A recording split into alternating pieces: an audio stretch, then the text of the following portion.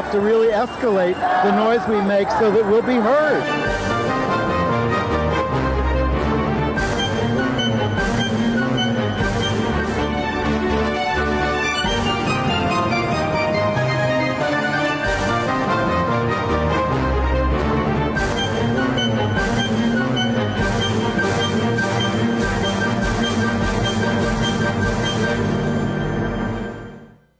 Welcome to Gay USA. I'm Andy Humm. I'm Ann Northrup. Happy Bastille Day. Liberté, fraternité, sororité, égalité, and non-binarité. It is also International Non-Binary Day. It is, and it's also a day to celebrate the federal judge in Tennessee who has blocked implementation of one of the new anti-LGBTQ laws that have been passed there. Judge really let them have it. New York City looks as if it will have at least 6 out LGBTQ city council members, and they're quite a crew. Majority people of color. Parents in Tampa are suing a Catholic school for not being anti-LGBTQ enough. It's almost my favorite story of the week. But not favorite. Very sad to hear about the passing of lesbian photographer Trix Rosen, who died at the age of 74. Boston Pride, the mainstream Pride, it has announced that it is going out of business after 50 years. We'll talk about what may take its place. The Olympics in Tokyo will see double the number of out athletes from the last Summer Olympics. I think they're going to outnumber the spectators. Arrests have been made in the killing of a gay nursing assistant in Spain that shocked the nation. A lot of developments in that story. Hungarian activists and the European Union have struck back at the new anti-LGBTQ laws there and other repressive measures in Hungary. One of the many journalists attacked by a fascist mob who were protesting an LGBTQ demonstration in Tiblisi, Georgia, has died of his injuries. Teen dramas on Netflix and HBO Max feature LGBTQ characters prominently. And we're going to end the show with showing you the LGBTQ presence in the New York City ticker tape parade for essential workers in the COVID pandemic. So, where do we start? Start with some national news, perhaps? Go right ahead. Well, 30 members of Congress are calling for an end to the detention of trans migrants and for ICE to share data on trans and HIV detainees. They said the 2015 guidelines required better treatment, and that's failed. And ICE is no longer detaining pregnant women, nursing, and postpartum women, but they're not up to date on transgender. I must say, I would like the Biden administration to move more quickly on this and a lot of other things. Yeah. But with any luck, they will not be moving on the request in a letter from 20 Republican state attorneys general who wrote to the Biden administration to complain that Biden is being too nice to trans people in particular, LGBTQ people in general. The state attorneys general, all right-wing Republicans, say that the administration is interpreting the Supreme Court's Bostock decision too broadly.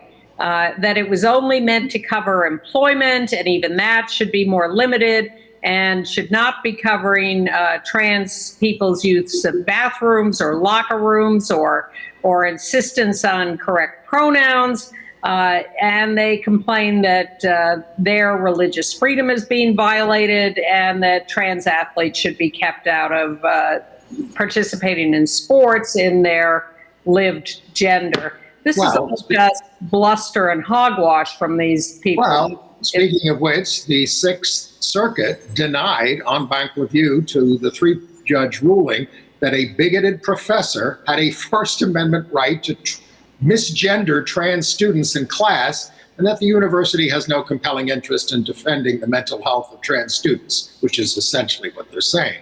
The university could appeal to the Supreme Court. That case is Meriwether versus Hartop. Art Leonard gave me this information. So the three-judge appeals court said it's the university cannot punish the professor for Right. misgendering the student. Right. It's his First Amendment right to misgender students. Well, with any luck, students will no longer go sign up for his class, which I guess is the only remedy they have at this point. And then the Seventh Circuit, a 10-judge panel, 7-3, ruled that churches, now this is really horrendous, have total immunity from hostile environment claims by ministerial employers, employees, made by ministerial employees. You remember Sandor Demkovich, a gay former music director of a parish in Calumet City, Illinois, sued under the Americans for Disabilities Act. They went after him not just because he was gay, because he was overweight. And the court is basically saying that you have no standing here. You can't sue. They can do whatever they want to you. And this is ridiculous because you can take them up on sexual harassment claims and things like that, but maybe not in the future. Maybe not. And where do we draw the line? Can one minister murder another in a church? And is that outside the bounds of secular law? Well, they're saying the criminal law can still be invoked. So, but, what about all these other laws that are supposed to protect people in their jobs? Exactly. We're turning into a very, as they say, bifurcated country with one set of laws for some people and another for others. Well, this is out of Illinois. Now, that circuit has become very Republican under, of course, Trump. So has much of the country. And I just to insert a random thought, I keep hearing these interviews with people who say, how can Biden says to the Republicans, shame on you, and other people say, how can the Republicans live with themselves stealing these Supreme Court seats or whatever? Well, what do you think power is for? Do you expect them not to use the power they have? No. Democrats are the ones not using the power they have, and it's shameful. They're the ones who we should be saying, shame on you too. And Biden, didn't weigh in on the whole filibuster question. If we don't change the filibuster and get rid of it, we're not going to pass any major legislation other than this reconciliation kind of stuff. So, and then why should we vote for the Democrats? They're not accomplishing anything. Well, they don't stick together. This is how Newt Gingrich rose to power. He said in the early years of the Clinton administration, if you elect us, we're going to do these 15 things. And he did them in the House. They were awful things, mostly, but he did them. And Democrats don't form a platform and are able to do that.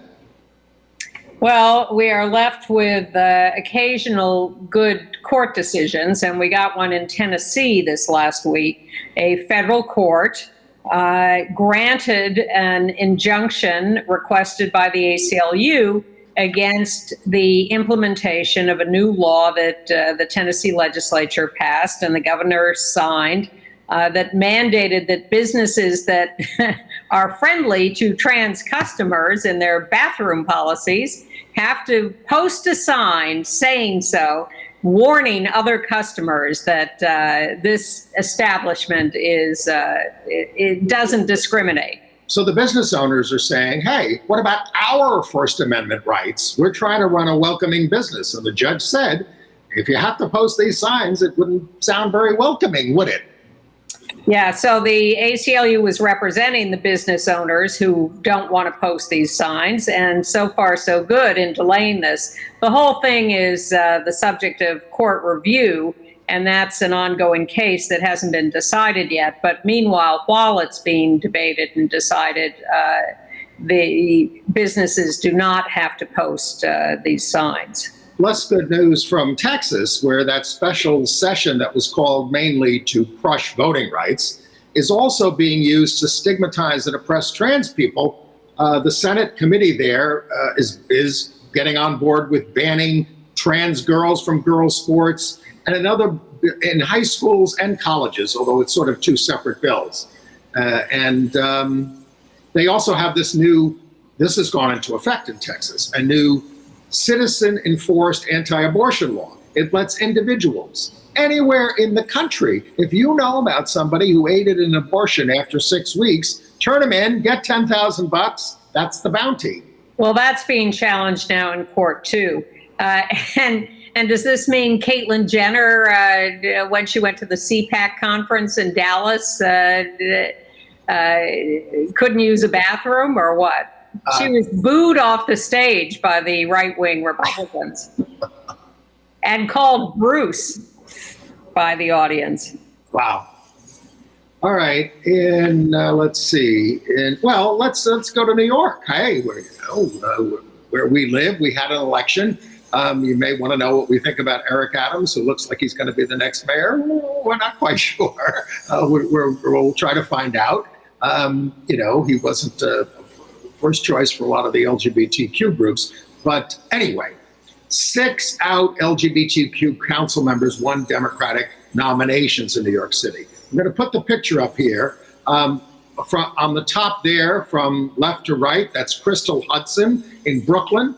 Our own Eric Botcher in Manhattan, here in Chelsea, who just got an ear piercing, by the way. Wow, is he sucking up to Eric Adams already? I don't know. And then on the right there on the top is Kristen Richardson Jordan in Harlem, who narrowly defeated Bill Perkins. Now, these are all out LGBTQ people. Well, Crystal and Kirsten will be the first Black lesbians on the city council. Right. Kristen beat Bill Perkins, who's an old friend of ours and certainly very pro, but look, time marches on. On the bottom there, now say this name for me. Chai Ose. 23 years old. He's the youngest, I believe, member of the city council ever. He's not a member yet. All these people have won their primaries. They still have to be elected in November. They're going to win. Yes, they are. The first out LGBTQ Black man elected in Brooklyn. And then in the center there is out lesbian Liz Shulman in Queens. She has been running for this seat for about 20 years, and she won. And then on the right there is Tiffany Caban from Queens. She narrowly lost a countywide race for district attorney, but she's a very progressive. She's a socialist. So there are 2 trans and non-binary candidates who lost. Our own state senator Brad Hoylman came in second in the race for Manhattan Borough President to Mark Levine. But all these people who they lost to are pro-LGBTQ. Corey Johnson lost his attempt to be nominated as city controller to Brad Lander. So some wins and some losses, but really a stunning lineup of potential new city council members. And the city council will be majority women. Majority women, majority people of color. And we were afraid because all the previous LGBTQ city council members were term limited out or had left the council this year. So there was some concern about what was going to happen in the new council. And this is definitely a great result. Okay, should we go to Boston? Sure. They're shutting down their Pride March after 50 years, amid calls for change from community members accusing Boston Pride of excluding people of color and trans people. The march was to take place in October. In their statement, they said, "It is clear that our community needs and wants change without the involvement of Boston Pride. We have heard the concerns of the QTPI-BIPOC community and others, and we care too much to stand in the way." So they'd lost 80% of their volunteers. The executive director resigned. The group was dissolving. So groups like Trans Resistance, the Dyke March, and Boston Black Pride say they will work to reshape Pride in Boston. The mainstream Boston Pride March was canceled last year because of COVID, postponed this year. I'm not sure whether it's going to take place in October or whenever it's supposedly scheduled. But Trans Resistance Massachusetts did hold a major march this year that was a big success. And this is the trend of these new people-centered marches, political marches, overwhelming what has become the more corporate march. It's happening in New York, it's happening in London, it happened in San Diego, we'll get to that in a second, San Francisco, LA, Chicago, all of these new marches are cropping up. I mean, we've had these celebrations, and look, we're an oppressed community. We like the idea of celebrating, but a lot of younger people especially, but also a lot of older people, veterans, are saying, hey, we've got a long way to go. We've got a lot to protest. This is why we're marching. It's not just a party. Yes, I mean, all you have to do is look at those laws in Texas or Tennessee or proposed all over the country, or the Stalled Equality Act, or violence and killings of Black trans women, or the list goes on. So to be out in the street with confetti and glitter and bar floats seems a little beside the point and a little tone deaf. And people really have an appetite, thank heavens, for political action. So that is what's happening. And as someone who's been involved with that here in New York, I couldn't be happier about that. I hope that the people who have been involved in Boston Pride and these others, the mainstream ones, get involved in the more political ones and stay involved. I think there was a comment by someone from one of the Boston Dyke March or other groups that said, they're leaving the field. They should stick around and reform and try to do it differently. And I think that's what we all want. We're not trying to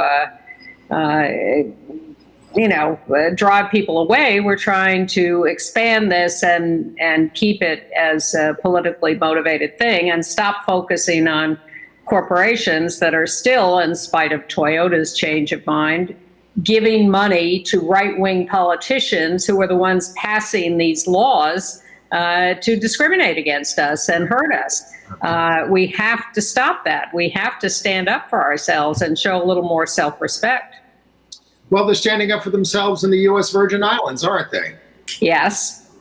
They held their first ever Pride Parade there, and they promised that they're going to use this to begin to organize advocacy around these kinds of issues in the U.S. Virgin Islands, which has been slow to appreciate its LGBTQ community. So I love seeing these pictures of small groups of people in places all over the world who have taken it upon themselves to stand up for themselves. You see the variety of images there, the progress flag with the trans and black and brown stripes on it, and other flags that represent various parts of the communities. That one on the right, it looks like it's got the American field of stars and then rainbow stripes. I hadn't seen that one before.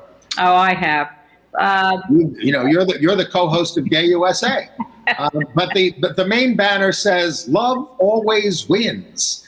I don't know about that, but let's try. Well, I would say long term, but we have a lot of work to do to get there. Also in San Diego, where the regular parade was canceled last year and this year, they held something called the Pride Resilient Community March, which again was a no floats, no cops kind of people's march, just people marching in the streets, and gathered a lot more people than they had expected. They marched instead, in recent years, the main march has marched away from Hillcrest, the traditional LGBTQ community. This year, they brought this march into Hillcrest in hopes also of helping local businesses in that community, and that evidently was successful. And you could Google this, but they're having events right through Sunday of all kinds of Pride events. Yeah. In San Diego. In And is it also a pride parade that Richard Branson took a rainbow flag on his? I wasn't going to mention this, but go ahead. I figured you weren't. Look, I don't approve of billionaires. Here's what he did. Somebody from what was it, the Trevor Project? No. Someone who is Orlando. Yeah, someone who was associated with the Pulse. victims at the Pulse massacre asked him to take this pride flag and rainbow flag, and he took it on his flight with him. He did, but he didn't wear it on the Today Show today. He did not. But somehow word got out, so now we all know. Well, lots of pride at the Olympics. The United States alone will have 30 out athletes representing Team USA in Tokyo, including Megan Rapinoe and Sue Bird and Diana Taurasi. But 131 so far worldwide. That's twice as many as at the Rio Games in 2016.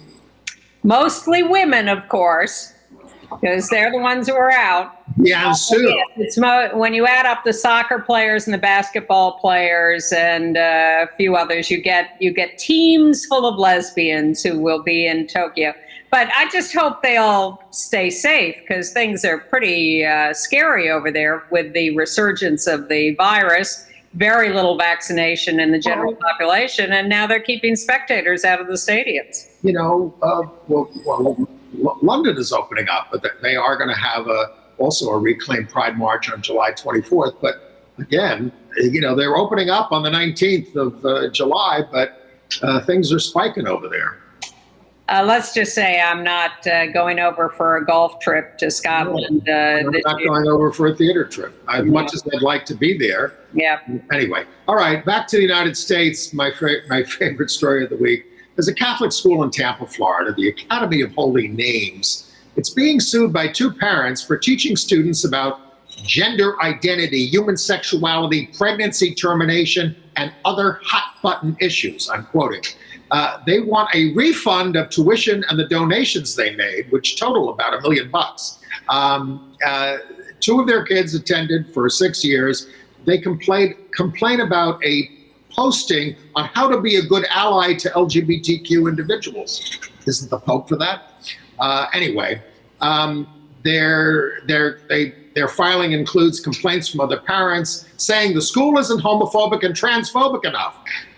They also complained about the school addressing racism in the murders of George Floyd and Breonna Taylor.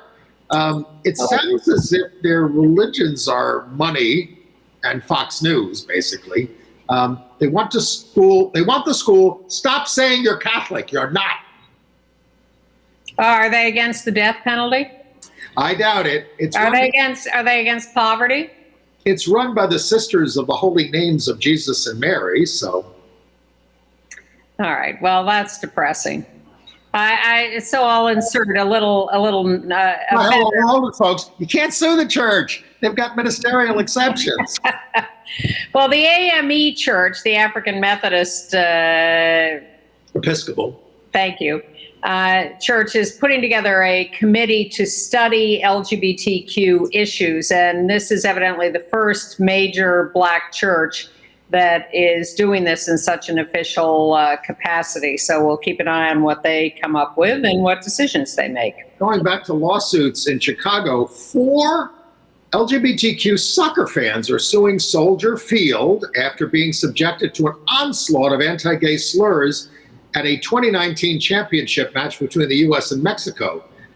They had urged the stadium to adopt the FIFA procedure for dealing with FIFA. All right, let's call the whole thing off. Procedure for dealing with discriminatory incidents.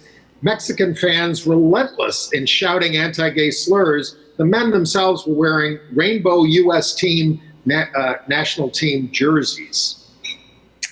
It's an ongoing problem. And then they're going to Qatar, or however you want to pronounce that, for the World Cup next year. And that's going to be a real hard. And, you know, we're all going to Hong Kong for the gay games. Come on. Maybe we should go to Alaska, where labor leaders have announced that they are joining the Pro-Equality Act Labor for Equality Council. That's a nice little announcement. Shall we do some of our obituaries? Yes, Trix Rosen, 74 years old. A legend in New York and beyond. Photographer, East Village mostly. All over the world. She spent a lot of time in Asia. She was a visionary photographer on social justice, LGBTQ, women's issues. She explored gender fluidity in works such as, and we have a picture, Faust's Study. She did a lot of this kind of gender bending stuff. You can read more about her at Trix, Trix, Rosen, ROSEN.com. She shot with women bodybuilders, women at the birth of gay lib. She taught visual storytelling skills, and she was much beloved. She was also a documenter of architectural preservation. That was a specialty of hers, and she was well known for doing that. And one of the highlights of her career was when she was included in a show at the Museum of Modern Art, and finally got some real mainstream recognition for her work. But she was absolutely beloved and famous for her work throughout our communities. She was known as also an activist herself and a nurturer of everyone around her. And she died of Parkinson's disease at age 74. Absolutely beloved. And then in London, a guy who contributed so much to Broadway and London theater, Paul Huntley, 88 years old, again, a truly beloved, in this case, hairstylist and wig designer. There he is with Glenn Close doing her hair and wigs. A 60-year career. He was working on Diana the Musical at his death. He worked on more than 200 shows with all the greatest stars, from Carol Channing to Alan Cumming. He did Elizabeth Taylor's hair for the movie Cleopatra. And he did 60 other films. But, you know, in a single show, he might have to design 40 to 60 wigs. And he was known as the best, and stars would have written into their contracts that they had to have him as their hairstylist or wig maker. Movies and Broadway. He was given Broadway, the Tony Awards do not give hairstyling awards, but they gave him a special Tony in 2003 for his work. William Ivey Long, the designer, called him the best hair designer on the planet, hands down. He lived with his life partner for 21 years, Paul Plasson, Plassan. Plasson died in 1991. And Paul made a free wig for cancer patients every month. He donated his services to them. And one of them asked him, what do I owe you? What can I pay you? And he said, no, this is something I do as a gift to people who need these wigs. And she had a plaque done for him for a bench for Riverside Park, which I thought was just lovely. Great. Okay, moving on. I read this week, and we've talked about this a little bit, about the religious right. White evangelical identification has gone from 23% in 2006 to 14.5% last year. Every year since, That's a celebration. Oh, well, every year since 2013, the largest religious group was unaffiliated. But the problem is that things like QAnon are taking the place of religion in the lives of many Americans. That's true. Did you see the video of the QAnon guy at the Capitol insurrection on video saying, "Here I am at the White House. I want you all to see me here at the White House." And he's so crazy. The judge said, well, clearly he's out of his mind, so we're releasing him from prison and putting him under house arrest. But the problem is that people are out of their minds. There was a Texas legislator, one of the Democrats who fled so they don't have to vote on this voter suppression bill. And he's on one of the conservative networks And the legislator turns to the guy and says, "Can you just say whether Trump lost the election?" And the guy says, "I'm here to ask the questions." He said, "No, answer my question. Can you just say it?" And they can't. No, they can't. All right. The Atlanta Falcons, the Atlanta football team, have released Barkevious Mingo as a player for them. He's been arrested for being accused of a 2019 assault of a teen boy in a hotel room. Sexual assault. Yeah, sexual assault. He denies it, but the Falcons have let him go, and he's being prosecuted. He played on about 7 teams in the NFL. A sad story in Kansas City. D'Angelo Wallace, 28 years old, was gunned down last week in front of a police station by an unidentified perpetrator, not a police officer that we know about. His family says he was targeted for being gay. Now, Wallace had an earlier brush with infamy. He was singing off key on the X Factor show, only to have the judges, including Britney Spears, walk off the set in 2012. And he's lived in and out of homeless shelters since, and he was apparently harassed by other homeless people for being gay. And threatened. Yeah. And now he's been shot dead. A very sad story of his life. How about that bar in Cheyenne, Wyoming, the Eagle's Nest? I wasn't going to do that story. Well, they were selling vile anti-gay T-shirts calling for the shooting of gay people to cure AIDS. Even the Wyoming governor, a right-winger named Mark Gordon, said this rhetoric does not reflect the state's values. Really? But this thing has sort of prompted them to look at least at hate crimes legislation again, which they've been doing since Matthew Shepard was killed in Cheyenne 22 years ago. But even though this would not be covered by hate crimes laws, I mean. The bar owner is not apologetic about selling the T-shirt. Nope. All right, can we move to international news? Well, I do want to celebrate the fact that California budgeted $3 million to develop LGBTQ cultural competency in the schools. New York did it with $2 million. And I don't know what you think. There are out legislators in New York who want Chick-fil-A barred from the rest areas as a concession. Well, my question is, are they going to be open on Sundays, and do the legislators care about that? Right. They always close on Sundays in their stores? Yes. Well, they just let an Orthodox Jew into Major League Baseball, and he's not going to be able to play on Saturdays. Well, Sandy Koufax didn't want to do One that. game, Yom Kippur. Not every Saturday. Okay. All right. Well, in Spain, they have now arrested 4 people for the murder of Samuel Luis, the 24-year-old man who was brutally beaten to death. He'd gone outside of a club to take a phone call. He was on a video call, and a couple of guys said, "Well, are you filming us?" And he said, "No, I'm on a video call." And They punched him, and then the guy came back with 12 people to beat him to death.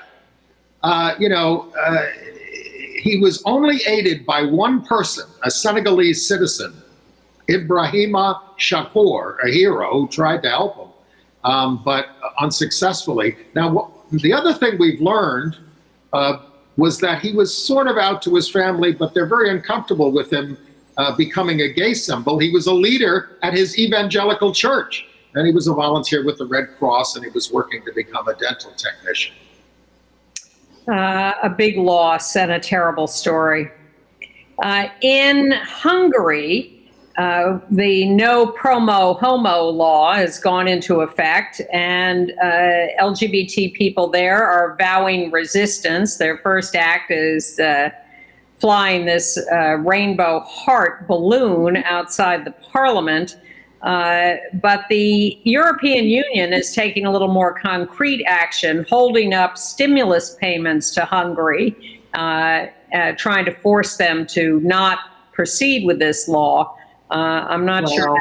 That They've gone even further. They they're holding up like billions of dollars in stimulus payments. Right, billions of dollars, and they fined they got a 100,000 euro fine for doing this already. But things are getting really ugly in Tiblisi, Georgia.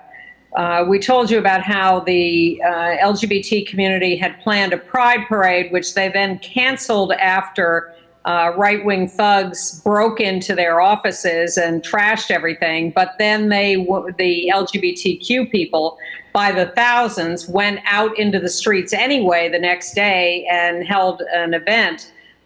They were attacked by this mob, and dozens of journalists were attacked. 50 journalists attacked, and the primary attackers from the right wing were Orthodox priests.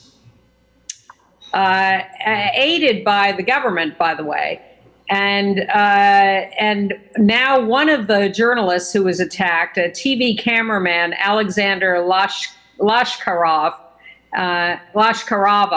has died. He was 37 years old, and the cops came into where he was, his home where his corpse was, and grabbed the corpse and took it away. The family had been hoping to do a private autopsy, but the cops just ran off with his corpse.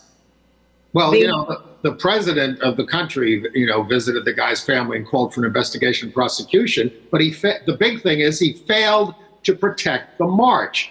And, we have the report from the gay leader there. We have a picture of him, Georgi Tabagari. He said he faced 3 incidents during the protests where he could have died. He called the violence a complete failure of the state. But he says he feels they are now winning the information war over this. And one of the people cheering from the sidelines while this was all going on, Brian Brown of the National Organization for Marriage, who is now the president of the World Council of Families, a worldwide right-wing group. I think it's the World Congress of Families, right, whatever. WCF. Yeah, the U.S. State Department says they're following developments in Georgia, but so far they haven't done anything that means anything. But Brian Brown has his hand in every anti-LGBTQ act of violence around the world. He has been fomenting this violence against us. He tried for years here in the United States. He eventually lost because we legalized same-sex marriage. And then he moved worldwide, and he is everywhere. And this is absolutely part of his worldwide scheme to wipe us out. Absolutely. Well, we don't always get good news from Pakistan, but I'm sorry. I just have one other note here in Georgia. There are ongoing demonstrations, and people are fighting each other in Parliament. There are fistfights in Parliament going on over this. And of course, the Prime Minister blames us. And speaking of Eastern Europe, Russia was ordered by the European Court of Human Rights to register same-sex marriages. We'll see how that goes. The European Court of Human Rights also ruled that the Russian government had discriminated against a trans woman by refusing to let her see her kids. So we'll see whether Russia abides by that ruling of the Court of Human Rights. But the good news from Pakistan is that they opened a government-run school for trans students in the city of Multan. The education minister promises more, and he hopes it will help with job opportunities. We need to be doing this here. But just across the border in Afghanistan, as U.S. troops leave, the Taliban has promised that they will reinstitute Sharia law and execute adult homosexuals. They're going to crush people. With a wall. Literally. Or by stoning. Literally. Yes. All right. Fascinating story out of the Vatican. A long story about a senior altar boy, Gabriele Martinelli. We have a picture of him at the Pope's first Mass. That's Martinelli as an altar boy on the right. in 2013. But he was credibly accused of sexually abusing younger boys over whom he had authority, yet he kept being moved up and was ordained. And the cardinal and the bishops dismissed the accusations as a calumny, excusing it because he was young himself. He was 20. He was 20. Well, he started when he was 14 going after a 13-year-old. That's true. But they kept saying, oh, this is just cliques. This is transitory homosexuality. No big deal. We all do it, after all, in the Vatican. So, but there's a trial going on in the Vatican, which seems to be taking a long time. He's been taken out of service as a priest. Wow. Charming story out of Brazil, where a guy who's a lawyer and a country club president has been carrying on a fit of rage against his ex-wife. They were divorced about 4 years ago. He hired a hitman to kill her.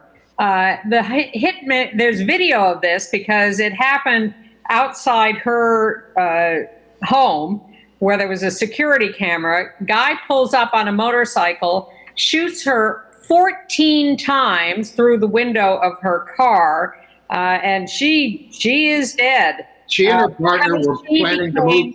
She became a lesbian. She had a girlfriend, and this just enraged the ex-husband. And she and the lesbian partner, Luana Mello, were planning to move to Greece because of all the threats in Brazil. Yeah. It's awful. In the UK, the Foreign Office in London has apologized for banning LGBT employees from the Foreign Office in 1967. They lifted the ban in 1991, but they are now, 30 years later, just apologizing and praising their LGBT employees. In Israel, the Supreme Court cleared the way for same-sex couples to have children through surrogate mothers. They had ordered the parliament to fix this situation over a year ago, but the parliament wouldn't, so now the court is ordering it, and it's supposed to take effect in 6 months. In Melbourne, Australia, they have opened, I was astonished at this, the first community center, LGBTQ community center in the country, the Victoria Pride Center. It's going to be home to many groups and organizations, and it was helped with $25 million from the Australian government. Okay, and back to Russia, the EU Court of Human Rights ruled that Russia violated the rights of a trans woman who authorities... We said that a few minutes ago. Did we? Okay. Yes. I thought we were just talking about the other situation. And then I added that on. There we are, because I was looking for the next story, and that's what happens on this show. That's what happens when we make it up as we go along. We don't make it up, but we don't have a script. Everything is true.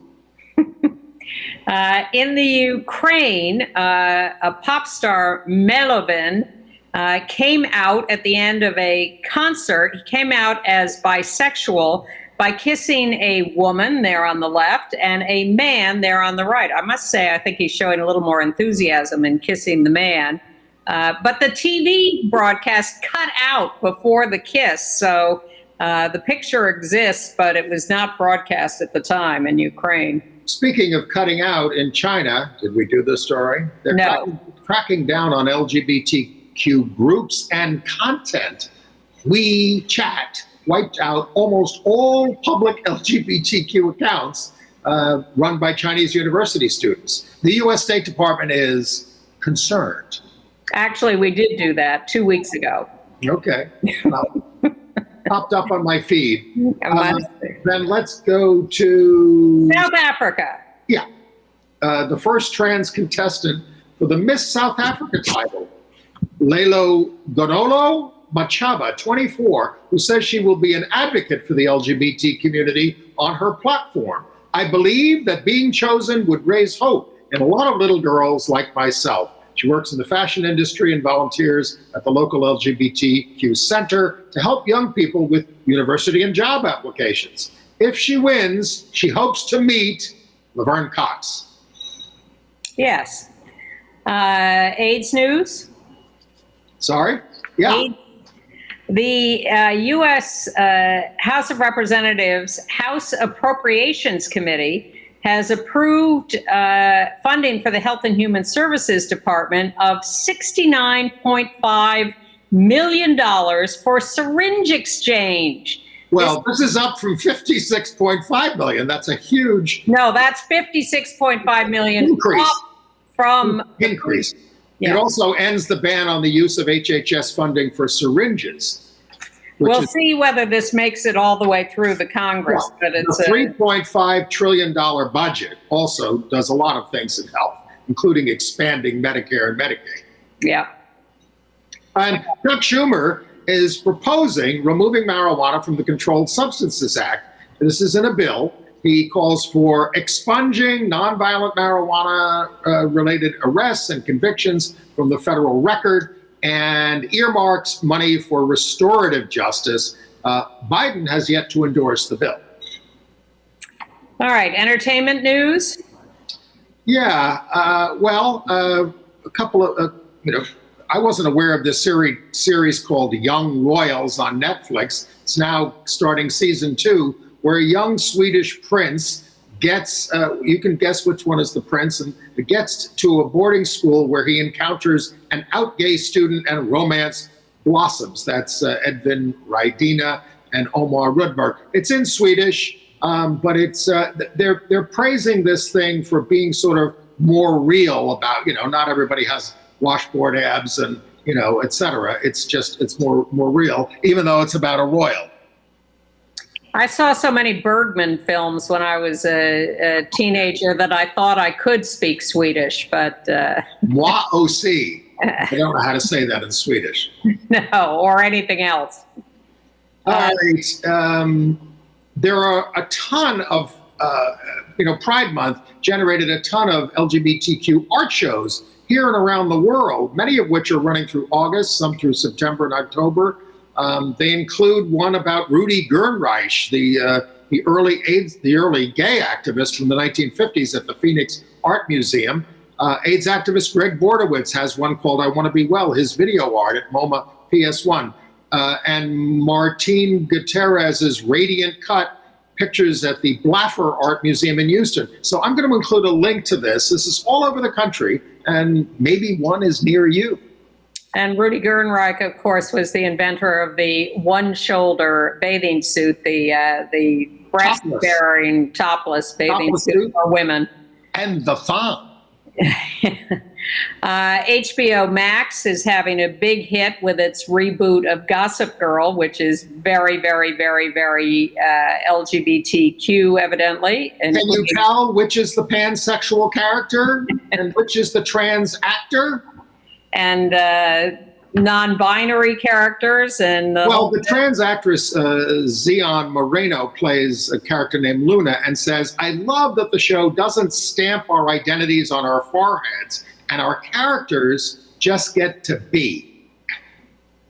A few other things that I've seen or that are coming up. I finally caught on Stars on Demand the documentary Ahead of the Curve about Curve magazine, formerly Deneuve magazine. It's the whole history of the glossy lesbian magazine. And it was quite fascinating. It's about the founder, Franco Stevens. So if you have Stars on Demand, you can catch Ahead of the Curve. And I also saw a movie that is coming out this week in theaters and on video on demand. Can You Bring It? Bill T. Jones and D-Man in the Waters. And I loved it. I thought it was really good. I might cut 20 minutes out of it, but he's a great choreographer. Yeah, and he and Arnie Zane had a dance company, Bill T. Jones and Arnie Zane. Arnie died of AIDS. And so did this guy, Damien, who's the D-Man in the title of the work, D-Man in the Waters, which is one of Bill T. Jones' major works. And this documentary is all about the development of that. And I thought it was really, really well done. And of course, follows on the Ailey documentary about Alvin Ailey, which is similar. and they're both available in theaters and video on demand and this month and next month. And if you have any interest in dance or in these Black gay men who were major dance pioneers, I'd recommend them. And Bill T. Jones is also an activist, who has absolutely worked in the movement. And I was thrilled to see that the L Word, Generation Q, is coming back for a season 2 starting August 6th. Set your DVRs for that. Did it get any Emmy nominations? It did not. A lot of other things did. Well, the big news is that the Pose star, MJ Rodriguez, is the first trans woman to be recognized in a lead acting category. First trans person of any gender identity to be recognized. And Billy Porter got nominated again, but my favorite, India Moore from that show, did not get nominated. I think she's been robbed. Well, Pose got 9 nominations. A lot, yeah. But go ahead. Well, some of the other LGBTQ interests, Emma Corrin, who has come out as non-binary, was nominated for The Crown. Bowen Yang on Saturday Night Live. Kate McKinnon on Saturday Night Live. Ewan McGregor, not gay that I know of, but he was nominated for playing Halston. Daniel Levy, out gay for his work on Saturday Night Live. And our friend David France, his documentary, Welcome to Chechnya, nominated for Best Documentary. And of course, RuPaul's Drag Race as the best reality show once again. Welcome to Chechnya was nominated for Exceptional Merit in Documentary Filmmaking. There are just 3 nominees, so they have a chance of winning that at the Emmys. Queer Eye got some nominations. Halston, as you said, got some. Top Chef, which has become a half LGBTQ show every season, got nominated. Randy Rainbow got nominated for his YouTube series. Jonathan Groff for Hamilton. Gillian Anderson for The Crown, and then a couple of shows that weren't particularly gay, but I thought were really good. Queen's Gambit got a lot of nominations, and Alan V. Farrow, which I thought was really compelling. When are they giving them out? When are they giving them out? Shortly. I knew you were going to ask me that, and I didn't write it down. But I think the biggest omission was no nominations for Small Axe. Oh, yes. That was a terrific series. Or something. Just a fantastic production of 5 films that are available on Amazon. And if you have not seen Small Axe, please put it at the top of your priority list. They are magnificent. Experience over decades in London, yes? Yes. And really, really stunningly well done. Really moving and a must-watch as far as I'm concerned.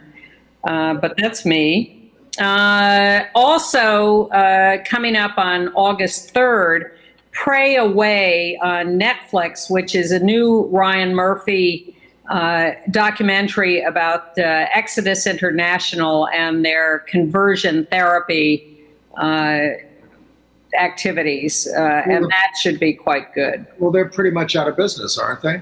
They are, but he documents the whole thing, and certainly other conversion therapy operations are still going as we try to slowly get rid of them one by one. And anti-LGBT religions are still free in their churches and synagogues and mosques to try to go after people and try to change them.